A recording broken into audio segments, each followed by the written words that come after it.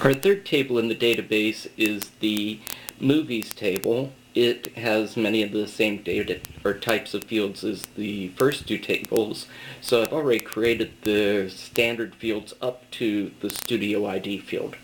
The Studio ID field is different in that it is a lookup field, so I will be using the lookup wizard to actually create the field. But first I'll type in the name of the field, Studio ID, and then I'll go to the data type box, and from the list I'll select lookup wizard.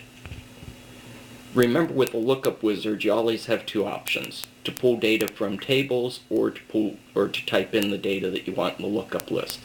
In this case we will be pulling the data from tables because we have the studios table that contains a list of studios. So I'll select that option. And then I'll select the studios table and move to the next screen in the wizard.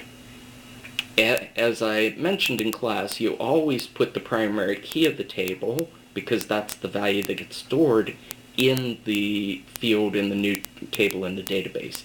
So I'll put Studio ID, and you also need something to help the user select records, in this case the studio name.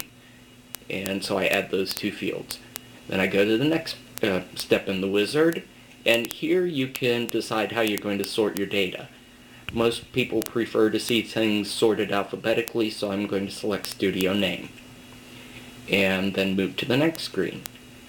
And this gives us an example of what the lookup would look like. We can resize the box if we need to.